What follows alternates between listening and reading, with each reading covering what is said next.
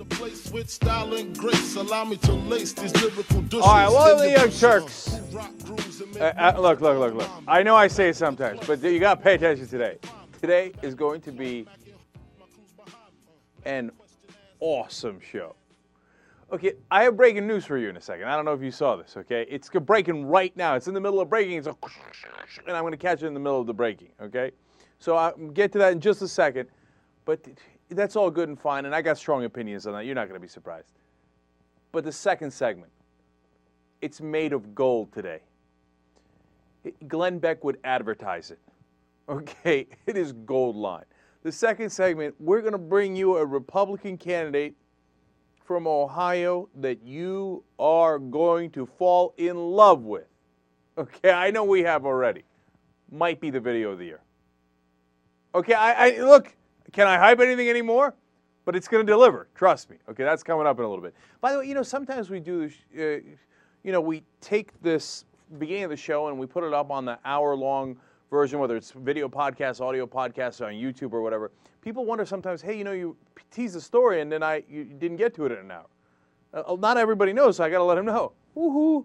The show's 3 hours. Go become a member. I'm not saying anything. I'm just saying. Woohoo! By the way, in the third hour today, somebody's going to come on here and tell us that higher education is not worthwhile. Uh-oh, we're going to have fireworks. Okay, we're going to go to war. That's going to be interesting.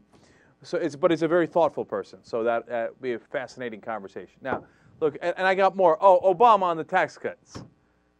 I got news for you. You're going to find out if it's good news or bad news. Oh, what a tease today. What a tease. Oh, I'll give you one other thing. No postgame today. You want to know why? Dun, dun, dun, dun. Come on, man. Oh, you know what? Before I even get to the breaking news, and no one has ever taken longer before getting to breaking news, I have the most random declaration of all time. I have finally made a decision. September is the best month of the year. Okay. No. Look. November, it's got Thanksgiving in it. That's pretty strong. December's got Christmas in it. Strong. May is full of hope, right? Etc. October's got Halloween, and it's got nice Christmas. October is in the running, right? But September, that's when it gets a little crisp in there. And that's when football first starts, and you're most excited. And the weather's still great, but September in America. And that's where we are right now, right in the middle of it.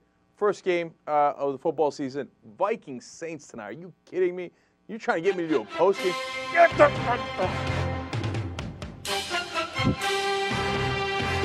trying to get me to do a post game show today? Get! I'm a rough target and run you up. All right, for the love of God, can we get to the breaking news before it's already old news? All right, I've decided that I'm going to stop ripping off ABC News and NBC News. I've partly decided that. So from now on, this will be our announcement of breaking news. It's somewhat lame. You're used to it already. You don't expect anything new. Okay, but it'll be this.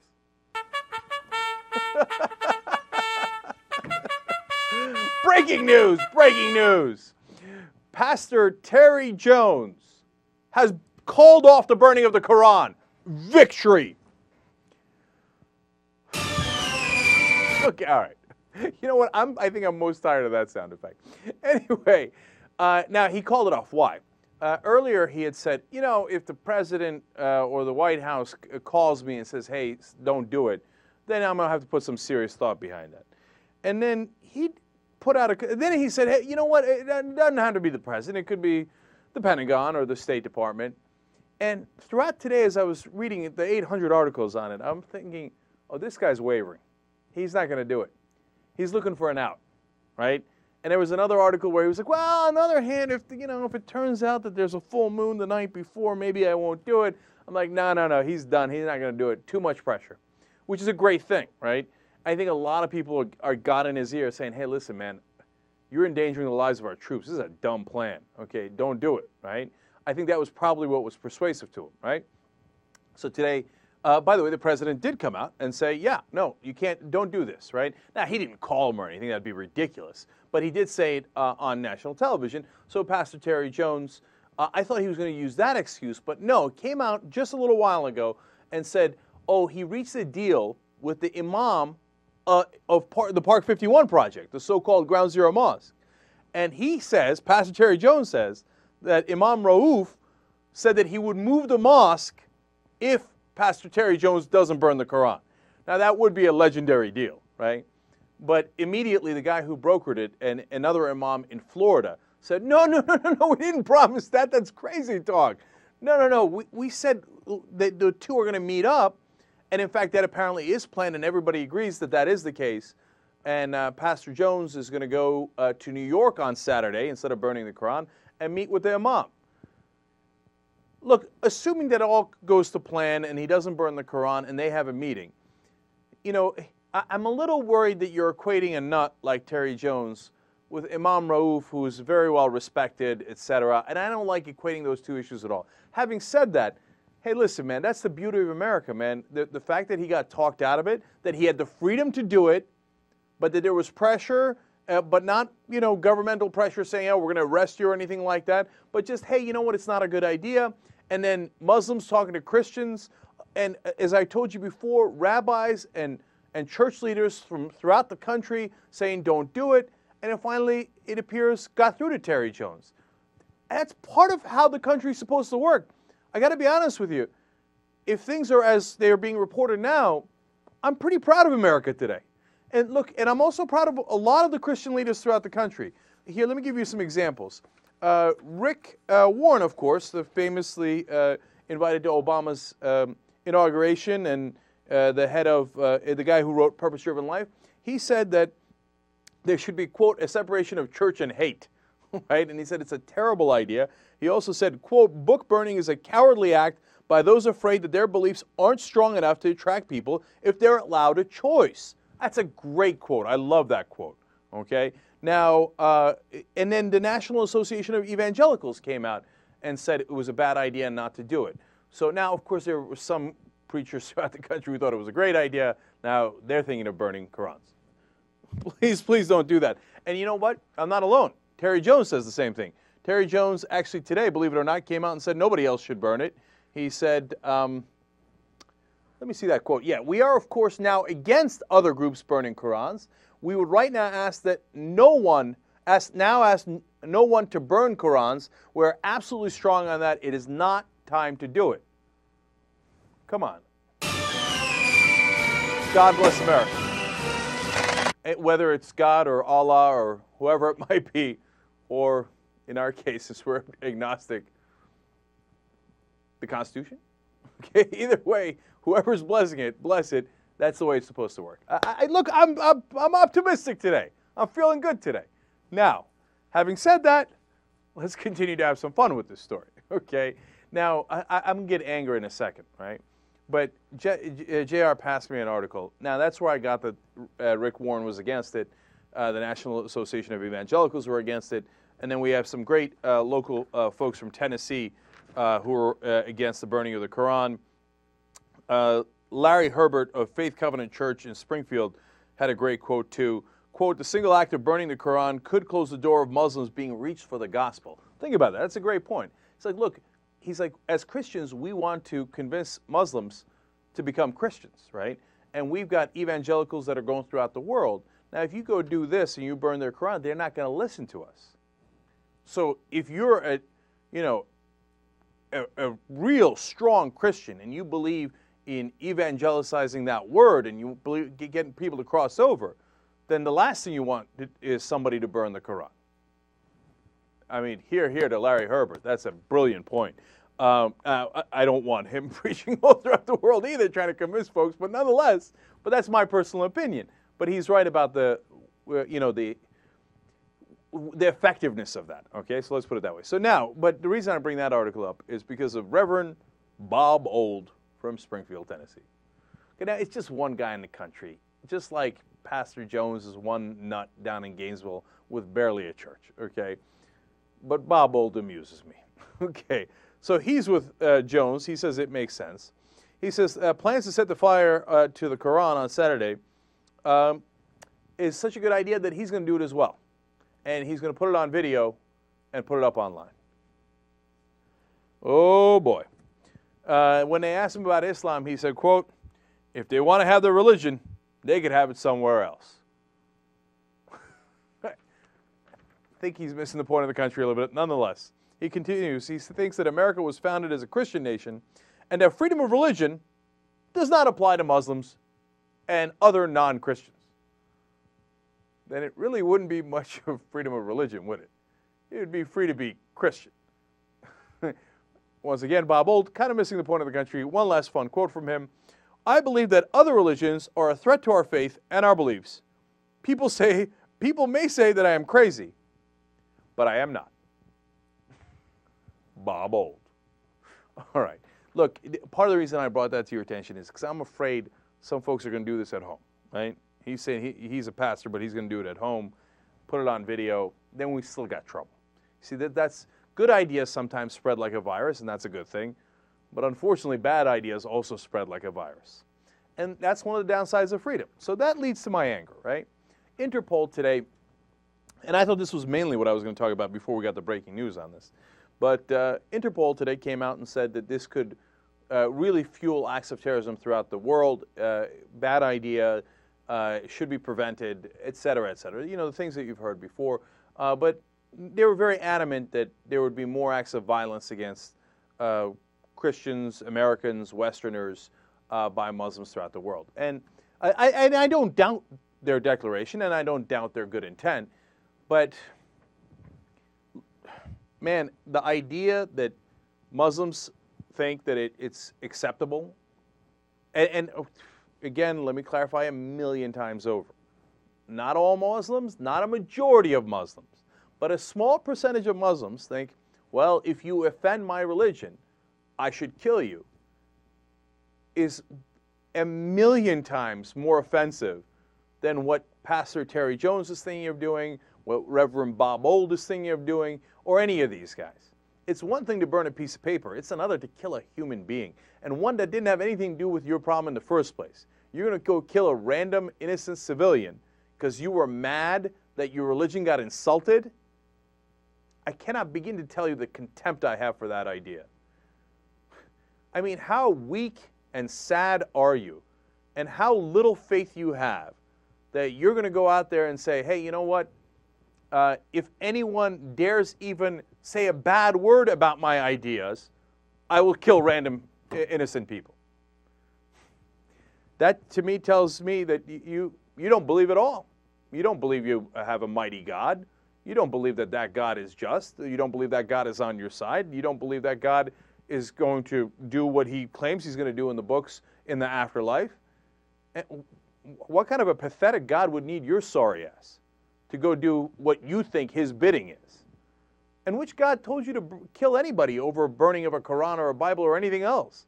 Where's that in the book? You just made that up. And so, look, those radical Muslims, there is no excuse. And it got to the point where, you know, as much as I deplore the idea of burning of the Quran that Pastor Jones was thinking of, and I'm so glad he's called it off, I was thinking, hey, man, if it does happen, I mean, we can't go around backing down. And don't take it the wrong way. I'm not Bush. I'm not a Republican. It's not like, hey, you know what? If somebody gets killed over that, let's go invade a random Muslim country like Iraq, right? No. But we got to stand up for this country. And all I mean by that is that the president should give a speech saying, hey, listen, this country is about freedom. And part of freedom is that you don't agree with everybody in the country, and you don't agree with their beliefs. You also don't agree with their acts. But what makes America great is we don't shut those people down. And if you don't like it, well, that's a sad day for you. Because America is about freedom, and we give our people the freedom to do smart things, but also stupid things. And sometimes the government isn't right about what's smart or stupid. So this is the kind of country we have. The president and the government does not control everybody in the country. And if you don't like that and you want to go kill random Americans because of that, well, actually, then you're feeding into what Bush said. You do hate us for our freedoms. And if that's the case, you can go pound sand, okay, and bring it on, because we stand for freedom. And standing for freedom isn't something as simple as, oh, the freedom to like little children and apple pie and flowers. It's the freedom to offend as well. That's also part of it. And if you think that you're so offended that you'd like to kill somebody, well, then I'm your enemy. There you have it. See, I'm not playing. Wouldn't it be fun to have me as president? Okay, I don't know if I'd be effective. I don't know if I'd get the policy I like through. I don't know if I'd be good at foreign policy. But here's one thing I would be good at. Fun speeches. Every other day, they'd be like, oh, here he comes again. Geez, some Lord mercy. Let me see if I can find it in time for you guys. Yeah, here we go. Oh, no, not again. I'm like, yes, again. Oval Office address to the nation. They're like, you had one on Tuesday. Okay. I'm coming for you. I'm coming. Every day I'm like this. Had enough. It's going to stop. I'm going to attack it. End of this. Can't get enough of this. All right, anyway, enough on the burning of the Quran. Let's hope no one does it. Let's come back and give you possibly the video of the year. You don't want to miss this.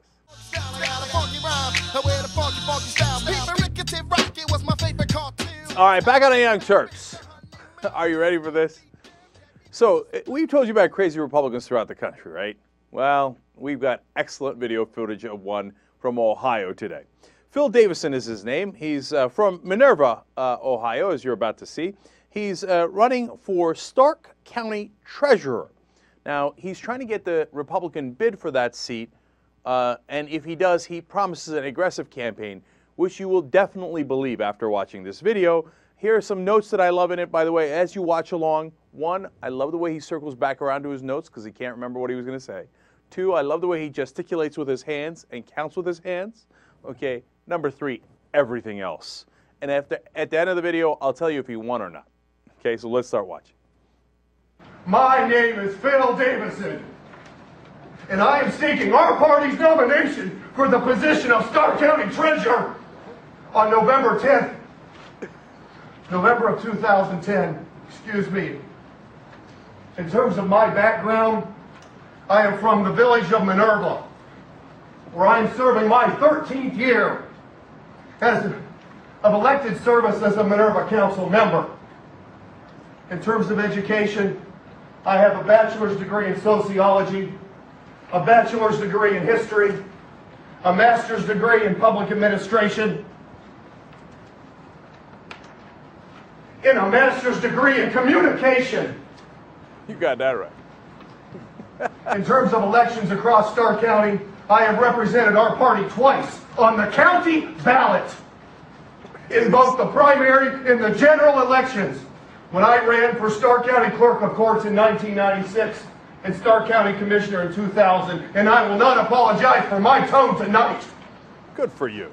I have been a Republican in times good, and I have been a Republican in times bad.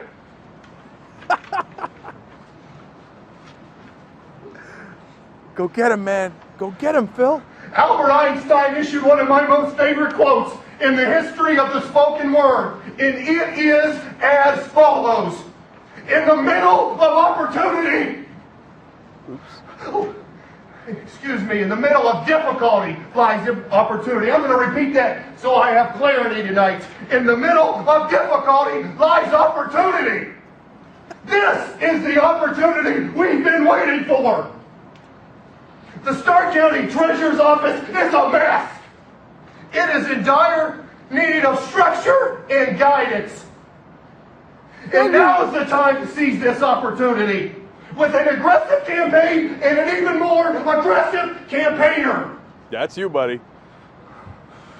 If nominated tonight, I promise each and every person in this room, I will hit the ground running, come out swinging, and end up winning. Let's send a message tonight to the people of Stark County and to the people of the Stark County Democratic Party. We're tired of business as usual. Drastic times require what? Drastic measures, yes! Who said that? Thank you! Drastic times require drastic measures! Who said that? Who said that? I love this guy, man. I love this guy. Nobody's ever been this excited about Stark County Treasurer position before. Did you see when he started talking about the county ballot? The county ballot! I have run twice! When he lost track of the Einstein quote, I lost it. In the middle of opportunity. Excuse me, hold on, wait. I need clarity on this. Oh, God, this guy's the best, man. And then he started out like Lord of the Rings, man. I am from the village of Minerva. Okay, he says he's going to be an aggressive campaigner. I believe him, man. This is one Republican I believe. But he ain't done yet. There's part 2. Let's watch. Knowledge is power. Let's tap into this knowledge and use it as a tool to win the treasurer's office. Let's use this knowledge not only as a tool, but as a weapon. We must win this election. If nominated tonight, I will win this election. And I'm going to say that again so there's no miscommunication tonight. If nominated tonight, I win. Tell your friends, tell your neighbors, tell Randy Gonzalez. I'm coming. Both barrels, guns loaded. I believe in the entities and the principles of the National Republican Party, the State of Ohio Republican Party, and the Stark County Republican Party. Good for you, man. Nobody doesn't think you're coming with both barrels, man. We see that. When he says he's coming, man, I believe him. Look, when he did, we could use it as a tool or as a weapon. It's like, this guy definitely played Dungeons and Dragons. And he's so proud that he went to communication. He's got a master's in communication. I don't want any miscommunication! And then what might be my favorite line is just because of the way he said it. Tell Randy Gonzalez! I was thinking, who's poor Randy Gonzalez? But he gonna hear about it. Randy gonna hear about it. Oh, Phil Davison, nicely done, man. Nicely done. I didn't think I was gonna have this much fun today. JR makes a good point. It reminds me of an old friend, though, and you might remember him as well. A motivational speaker we used to know. He would often speak on Saturday nights. Let's watch. Now you kids are probably saying to yourselves, hey, I'm going to go out and I'm going to get the world by the tail and wrap it around and pull it down and put it in my pocket. Well, I'm here to tell you that you're probably going to find out as you go out there that you're not going to amount to jack squat. Who doesn't love Chris Farley, man? Maybe that's the kind of communication Phil Davison got. I'm going to give you one more from my friend Chris, and then I'll tell you if Phil won. Now, you kids are probably asking yourselves, hey, Matt, how can we get back on the right track? I'm telling you, this is where Phil learned. Well, as I see it, there is only one solution. I'm going to bunk with you, buddy. Old Matt's going to be your shadow. Here's you, here's Matt. There's you, there. I'm surprised Phil didn't do that at the end. But the same gesticulation. Tool or weapon? By the way, Phil also threw the random violent images at the end. He is a Republican. So did he win?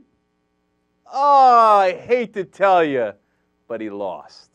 Oh, if he had won, we'd have gotten more of those speeches. It would have been a thing to behold. Minerva County or village or whatever you are, what have you done? What have you done? You need to send Phil back out there, man. Oh, first time I've ever rooted for a Republican. Well, actually in a long time. All right. Now, did that deliver or what? Tell Randy Gonzalez! JR, man, I'm going to have 10 of those up in here, okay?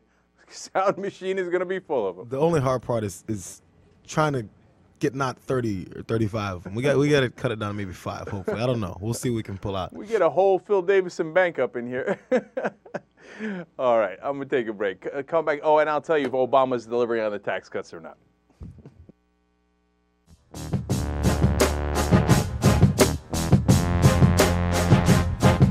Drastic times require what? Drastic measures, yes! Who said that? Thank you! Drastic times require drastic measures! That's my second favorite after Randy Gonzalez. Who said that? It must have scared the living crap out of that guy. He's like, why did I open my mouth? All right. Drastic measures, yes! Who said that? All right. Listen, I got to do some serious stories in this segment, okay? But I'm going to warm up to it. Let's stay goofy, okay? First, if you want to stay goofy, you stay with the Republican candidates across the country. We're going to go to Sharon Angle. By the way, Harry Reid picking up GOP support. If you got Republicans supporting Harry Reid, who they despise, imagine how Fruit Loopy, that's a new word I just invented, Fruit Loopy Sharon Angle is. So Sharon Angle is getting interviewed by Jonathan Karl at Top Line, and he's going to challenge her with some quotes that she's had in the past. She's going to do this fun thing of just denying it, and then kind of insulting the people she was talking about. So let's have some fun. Let's go to clip number 1. Now, you've been hammering over countless things. I just want to ask you about a couple of them. One is the comment that you made about entitlement programs violating the First Commandment. Can you elaborate a little bit on what you meant about that? I don't think that's what I said. You said that they turn government into our God. I said that, no, I didn't say that. Actually, that was a discussion that I was having with CBN. We were talking in very Christian terms. That's what Christian Broadcasting Network is. So you speak the language of the folks that you're communicating with, and I was speaking in their language. And the language that I used was that in our country, we have become a country that has put our faith not in God we trust, which is on our money, as you know. Not in God we trust, but in government we trust. And that's what I was referring to, that we have allowed government in many ways to take the place of God. All right, there was 2 great parts of that. One is, oh, I didn't say that. So here comes a direct quote. Here's Sharon Angle earlier, quote, "And these programs that you mentioned that Obama has going with Reid and Pelosi, pushing them forward, are all entitlement programs built to make government our God. And that's really what's happening in this country, is a violation of the First Commandment. We have become a country entrenched in idolatry, and that idolatry is the dependency upon our government.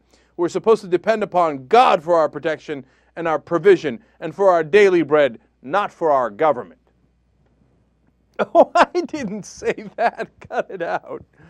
Except for the time that you did. And then her second excuse was, look, I'm talking to these Christian people. I got to talk in their language. Yeah, Gotti, Jesus, God, right? Do I really mean that now that I'm on ABC News? Don't be silly, no. Which one is it? And if you were on the Christian Broadcasting Network and you see her talking like that, I don't know. By the way, if that wasn't clear enough, here's another quote from Angle. "What's happening in America is a violation of the First Commandment." Now, that seems pretty direct. All right, but she's not done yet. Jonathan Karl's going to go at her one more time.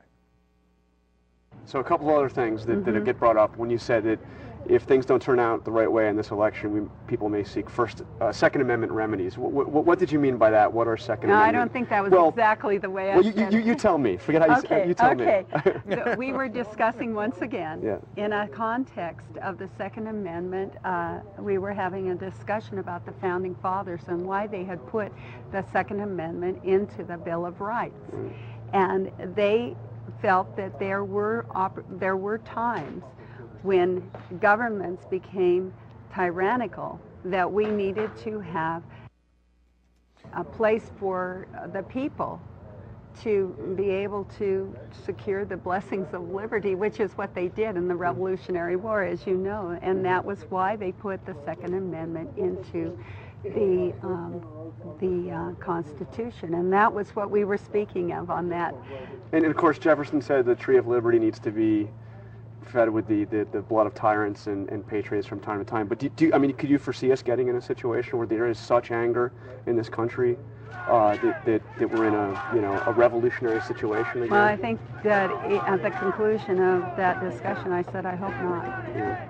but you think it's possible? I mean, hoping. Well, of course, anything is possible, I suppose. You know?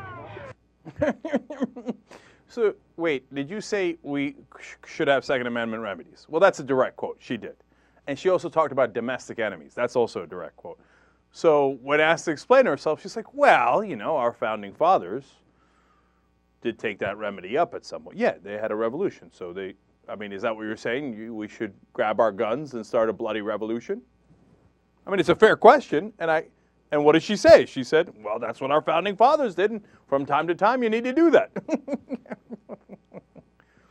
As if like the laughing makes it any better, like friendlier. No, it's okay. Just get your gun. Let's kill people. Government should be run by God. How does that really help the situation? That's why she's losing to Harry Reid, which seemed impossible. But congratulations, Republican Party. You seem to have done the impossible. Let Harry Reid off the hook. Now, that election isn't over yet. That's how bad a shape Harry Reid was in, that he's still in a tight contest with her. But let's see how it turns out. She lost there was an 18-point swing. Disaster. All right, now, speaking of disaster, you want to talk about breaking news?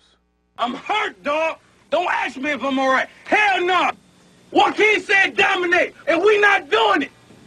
I'm putting my heart in this, dog. Let's go, man. Let's go, man. Let's go. Now, can you tell already that was the wrong sound clip? But you know what? It could apply to Fidel Castro as well, because he was hurt, dog. I was going to go to Castro, so let's do this. You're going to get it. Oh, for the love of Christ. Don't worry about it. I was going to play the silly bugle, and you're already tired of that. So Castro says, you know what? I don't think our economic model is working. You don't fucking say. How you like them apples? After like 50 years of not producing a new car. I mean, there ain't a car past 1939 in Cuba, okay? Now, Edsel is the best thing they got going over there, and the whole country needs a new coat of paint. And Fidel Castro in the year 2010, come to find out his economic model didn't really work out. Man, I could have told you that decades ago. I could have told you that 50 years ago, let alone 30 years ago. But it is an interesting and in my mind at least, a little shocking revelation that he told Jeffrey Goldberg from the Atlantic with a witness there saying, yeah, communism, this shit ain't working out. So they're looking to privatize. Now, of course, Fidel Castro is no longer the leader of the country, but he's still the leader of the Communist Party in Cuba. Soviet Union went down. That didn't really faze them. They just kept on going. But now him and his brother, who of course does run the country, are saying, yeah, you know what? I mean, we're not going to go to Western-style capitalism, but maybe we should dip our toe into like private industry a little bit, see how that turns out. I'll tell you what, though, it is somewhat encouraging that apparently 50 years of a mistake is finally beginning to be enough. You know, we had this stupid embargo against them for 50 years, and that didn't work. They've been obstinate for 50 years as if communism is going to magically turn around and work. And finally, it looks like we're heading in the right direction, even if it's a tiny, tiny step in the right direction. And I honestly thought in my lifetime that Fidel Castro would never say that. But Castro's on a roll, by the way. He also spoke out against Ahmadinejad, saying, well, that guy's Looney Tunes. Castro making sense all of a sudden. Man, this world is really upside down, right? These nut jobs in the Republican Party are about to possibly win the House and maybe even the Senate. And Castro is now saying other leaders are crazy and they might go in favor, he might go in favor of capitalism. Crazy world. You want to talk about crazy world? Arthur Sulzberger, he's the publisher of the New York Times. You might have heard of that paper. Saying, yeah, the print edition might be done. Okay. Now, look, that is enormous news. Now, not right away, and he says, look, it's probably sometime in the future that it's done. And somebody had asked him a question about the year 2015, so who knows what happens within that time stretch. But they just can't afford all the expenses of the print edition based on the money that they're getting from the online version. And they're losing their advertisers for the print edition, of course, at an alarming rate, to say the least. And he says, look, at some point, we've got to wave the white flag. Doesn't mean New York Times doesn't exist. just means you don't get the hard copy anymore. And it also means a lot of things, because if you don't have the money for the infrastructure, you're going to lose a lot of that reporting. So we got to do something in this country about journalism, because, look, as much as I rail against the old media, these guys are in trouble. And if they're in trouble, to some degree, the whole country's in trouble. Because what are we going to do? Get reporting on television? Okay. No. We need real reporters. And 9 out of 10 times, those are print reporters. And, you know, we got to make sure to keep them in check so that they don't get intimidated by the right, et cetera, et cetera. Make sure they cover things right. But we need those reporters desperately. So, and by the way, just let me offer a real quick, I hope, constructive suggestion. And I know they've thought of this, but I don't know why they don't get to do it already. And he's now beginning to hint that they might go in that direction. Hey, why don't you charge us a penny, or maybe, I don't know what the right number is. Maybe it's 2 cents, maybe it's a nickel for every article that we read. I don't, for example, Financial Times has a paywall, right? So they say, all right, if you want to read this article from the Financial Times, give us whatever it is, $50, $100. And then we'll give you the Financial Times for the year. I'm going to read 3 articles a year. I'm not going to give you $50 for 3 articles, right? But if you said to me, hey, here's an interesting article from the Financial Times, will you pay a nickel to read that article? I'd say yes, right? Now, look, eventually, since I read more articles than almost anybody in the country, well, there's probably a couple hundred of us, right? That's going to cost me a lot of money. That's the cost of doing my business, right? But that's very, very fair, right? Because that's how we collect the information that we present to you guys. And if we have to pay for that information, it makes sense. So, and that'll add up. I mean, you charge a nickel per story, and you get the kind of numbers you're getting online. I think that kind of makes sense as to the model of doing it. And you give the first 3 paragraphs so everybody knows what the story's about. And then, and by the way, the nickel isn't every time. Once you put your credit card in, every time you go to the New York Times, you know, you click yes to, and then it charges your account. I don't know. I think it makes a lot of sense, but I'm probably missing something. Or slash, that's the model they'll go to after they've all already crashed. Okay. JR, you want to mark it down as a prediction? Okay, all right.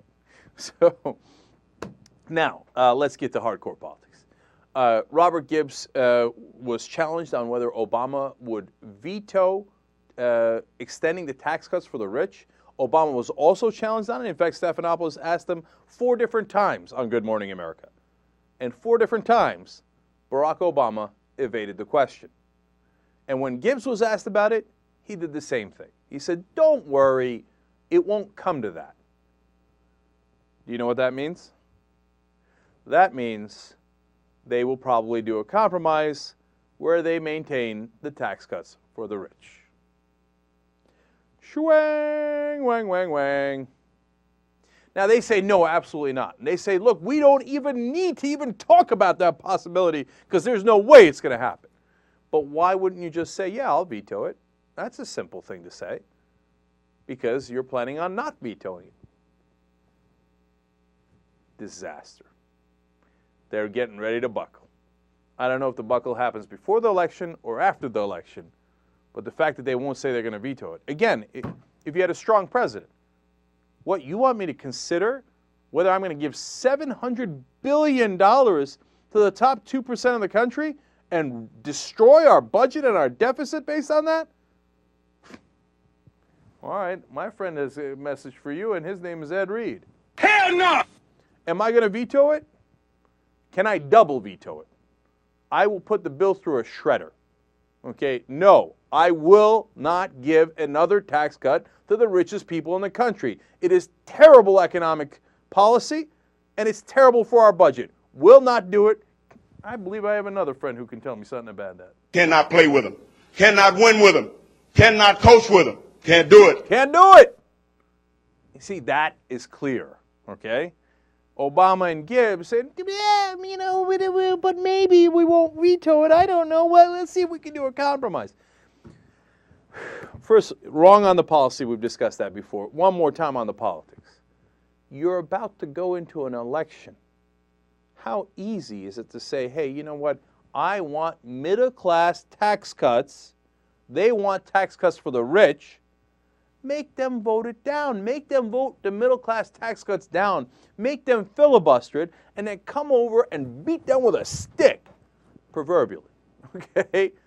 I mean, just knock them from one side of the country to the other. How about that? Nope. Looking for a compromise. He's never going to learn. Never going to learn. I hope I'm wrong about that. Okay, so that leads to the results. What kind of results do we have? Well, there's an interesting phenomenon now that people have noticed. The pollsters obviously have noticed. They're getting two really starkly different numbers when they ask the same question of two subsets of people, okay? So what's the question? Hey, are you going to vote for a Democrat or a Republican? Easy. For House races, Senate races, etc. Generic matchups. When they ask registered voters, it comes out to almost a tie. So, hey, where's the big Republican advantage? Democrats basically tied with the Republicans. But when they ask likely voters, not just registered voters, but likely voters, the Republicans have anywhere between a 5 to 10-point advantage, which is gigantic. Now, what does that show you? That shows you that the Rahm Emanuel strategy was 100% wrong. His strategy was, oh, don't worry about the liberals. And I'm using his word here. They're retarded. They'll never figure out our strategy. Our strategy is pretend to be progressive, especially around election time, and then go cut corporate deals. And then we take the corporate money and we prevent the Republicans from taking it, and then we have all this money and we use it towards the election. And, you know, and where are the liberals going to go? They're going to vote for us anyway. Oh, what, they're not coming to vote? Huh, I didn't think about that.